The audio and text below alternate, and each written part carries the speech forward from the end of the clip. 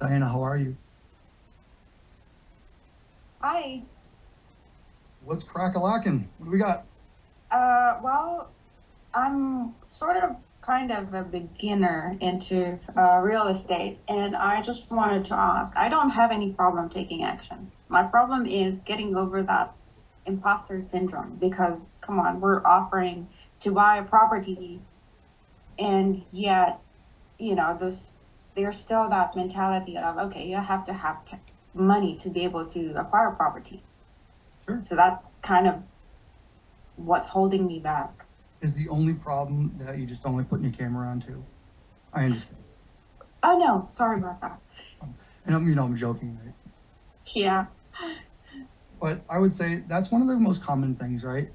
Uh, Listen, I actually I haven't thought about it in a long time, but it just hit me. You just hit a chord in like my memory bank of those times, right? And you just and one of the things that I was taught and told, and it was actually Steve Trang who told me this. He would say like, listen, get out of your comfort zone. These are those thoughts. You're gonna let them get in the way of you feeding your family, feeding your children, you know, getting moving forward. So first, it's that limiting mind belief that you have to work on, and that will come as long as you put this work in, and you're in these environments. You will naturally start to rid the things we were, things that were driven into our brains over the years, right? But you're solving these folks' problems. You're listening. You know, you're going to connect with folks. You're going to bring value, and you're going to, you're going to listen. You're going to then go bring hook up with a wholesaler, hook up locally with an investor who can help you underwrite these deals, and you're confidently putting an offer together. There's an inspection period on there. There's a point in time where you're able to then say, hey, listen, if I don't like what's going on right now in this transaction, or I don't like the property, after 10 days, we're going to say our goodbyes, or we're going to amicably walk away from each other. So you're not committing forever. You're not saying death do us part. And hey, what's going on? Hey, we got some sub two family here, and my wife.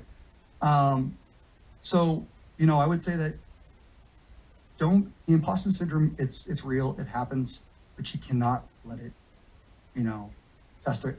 Alexa's here. I want Alexa to actually answer this question because I bet you she's awesome. You want to come in?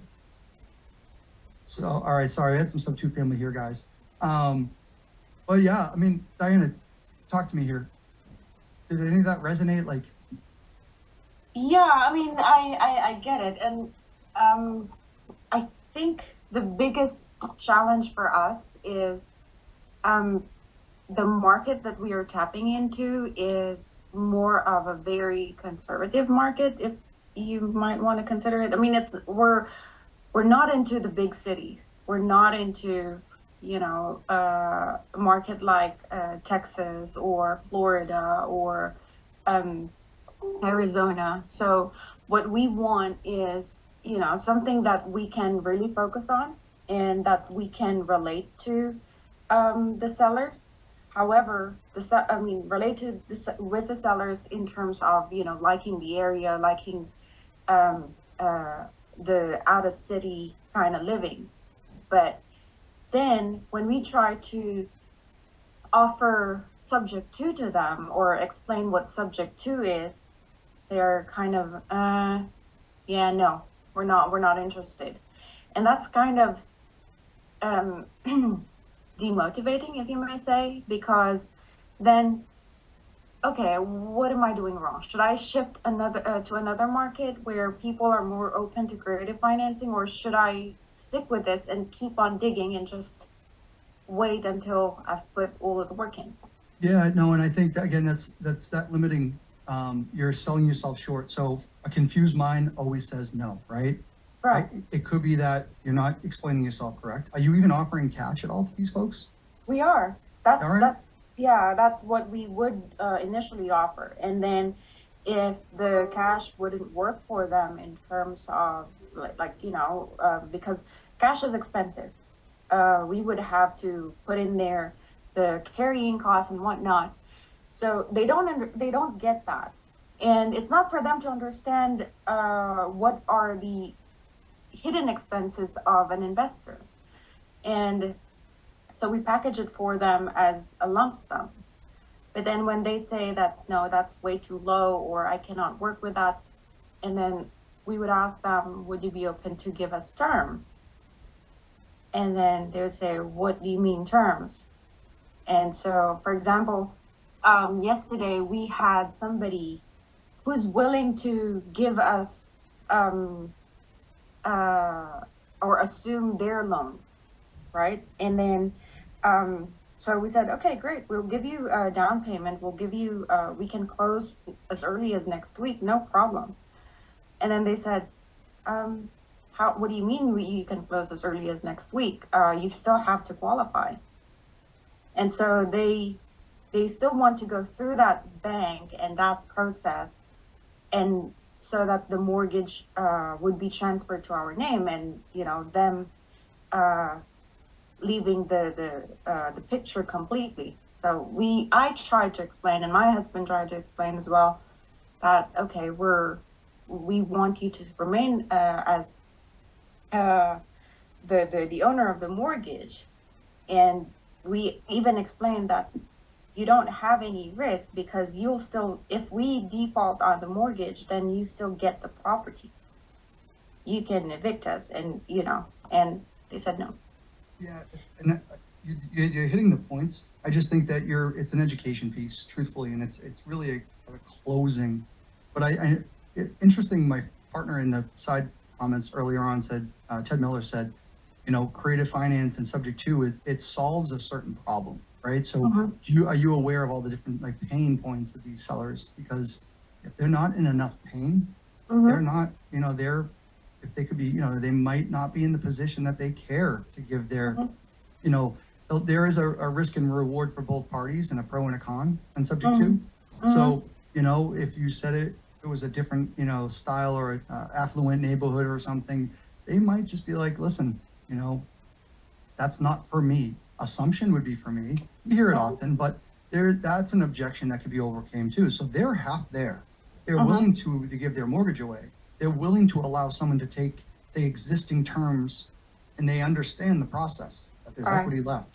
But I think now that's an education piece and a closing piece, truthfully. So I think what I would do personally, because again, I know my role. I brought on Ted Miller. I brought on closers. I was having problems with transactions. In person is my game. But on the phone, get me off the phone as quick as I can dial it. And I'm okay with that. And you bring in a closer and someone who can educate, and maybe has a different approach though. That's the other thing. They might be able to, they know who their seller is. There's a few different dynamics on these sellers, right? You have to know what the personality type is. It's a psychology game.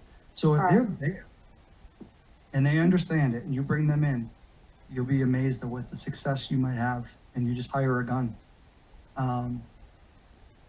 Alex, all day, whatever you want to do, I can do this. I told you all night. So I would say, Diana, definitely try to you're creating the problems. What market are you in, actually, by the way? I meant to ask that earlier. Tennessee and Kentucky. Oh, all right. Cool. We have some great people in Tennessee. All right. All right. I was going to say Greg Clark is a door knocker. But there's closers everywhere. I would say get a problem if you have a deal or a lead, and you think that they're there.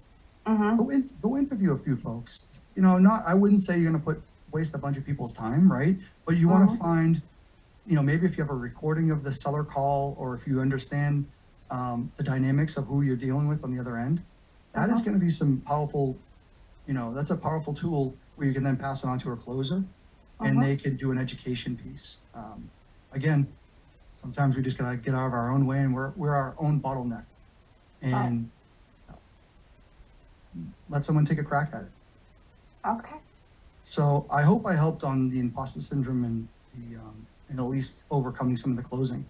Yeah, it's more of mindset, and I mean, you got to do the reps until you get used to it, and as if it's like just putting pants for you.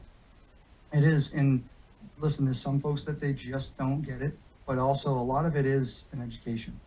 And, maybe you, put a, slideshow together, but, sometimes credibility packages Mm-hmm. go a long way. And I hate to get into the weeds right now with this, but, credibility comes a long way. So you bring someone in with credibility, showing, talk to a title company.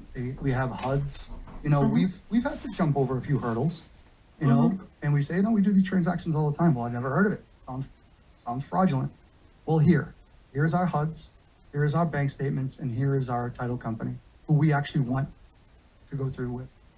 Go have a conversation with them. And not saying that's going to solve your problems, but also Builds trust. will help. Yes. Yeah. Hope that helps. Guys, does anyone have any like similar things where they need a closer or imposter syndrome?